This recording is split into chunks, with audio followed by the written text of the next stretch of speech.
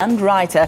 She's been a consultant to the UN on the impact of conflict on women. Now, her latest book, Shadow Lives, The Forgotten Women of the War on Terror, she details and reveals the unseen side of the 9/11 wars, their impact on wives, families of men incarcerated in Guantanamo Bay or in other prisons or under house arrest even in Britain and the US. So it takes a look at something that we hardly take a look at. Victoria Brittain joins us now in studio. A very good morning to you. Thank you so much for joining us. Good morning. Thank you for having me. Just as I read that intro, I'm reminded by a saying which goes, when the elephants fight, it's the grass that suffers. So we focus mainly on the elephants, on the conflict itself, but we don't look at the effects of that on women and children. That's what you've chosen to focus on. Tell us a bit about that.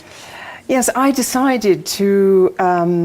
I got to know some of the women whose husbands, who live in Britain and whose husbands were in Guantanamo Bay at a time, 2002-03, when nobody really knew much about who was in Guantanamo Bay. And I discovered by a series of chances these women who were refugees in Britain and had been living happily in Britain, and then completely mysteriously and randomly their husbands had ended up in Guantanamo Bay. And when I first started the research, it was for a play called Guantanamo, Honor Bound to Defend Freedom, which was about the families in Britain. And when we did that research, we discovered that almost all the people, there were 9 British people there and 6 British residents. As we went on, we discovered that they had been taken from places like Zambia, obviously Afghanistan and Pakistan, but the ones taken from Afghanistan and Pakistan had mostly been bought because the Americans were offering $5,000 bounties for any Arabs. So a whole series of aid workers, young men who'd gone there for all sorts of different reasons, including some who'd gone to a wedding, ended up in Guantanamo Bay. So it was a very steep learning curve to discover who these people were and the devastating effect on their families of not knowing anything and not having any way of getting any sort of justice for them or any contact with them. Now, your book is different in that it's not just a view from a journalist just writing about something that's very abstract.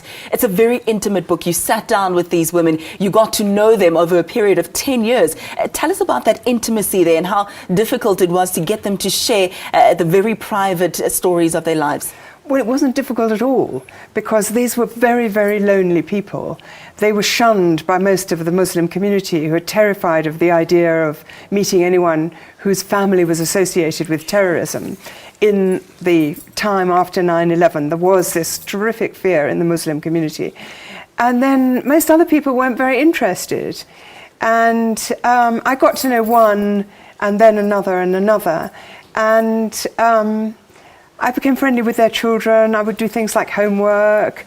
They would talk to me about their mothers, and they were always busy shielding their mothers from how bad things were for them. So they would talk on the phone to Jordan or Egypt and say, "Oh, it's fine, Mum. Yeah, I'm sure he'll be back soon." Whereas I was actually sitting there, and so I became like a sort of mother or a grandmother. It was just like part of the furniture. And I found them very, very accepting. And actually, although it's an incredibly sad book, it's also has a lot of joy in it, because one of the amazing things I found, that particularly the women's faith was such a living thing for them. They were always talking about Allah as though he was in the room. And this was what gave them the strength to keep their children happy, try to support their husbands from far away, and just deal with this absolute limbo that was Guantanamo Bay, and it still is. As best they can. Vanessa, we've run out of time. As briefly as possible, you can tell us where we can get the book, and also what lessons you think we as South Africans, UN, and the world at large can take from this book, as briefly as you can. Jacana is the publisher in South Africa, and you can get it from them. You can, of course, get it from Amazon. But I think the lesson for all of us is that when you ignore international law, you ignore the Geneva Conventions, you end up with this situation of absolute lawlessness that innocent men have been 12 years in Guantanamo Bay is absolutely intolerable. We'll have to leave it there. Vanessa Brittain, thank you so much for joining us. And I think the domino effect on the wives and the children is something that gets neglected in the headlines. We'll take another look.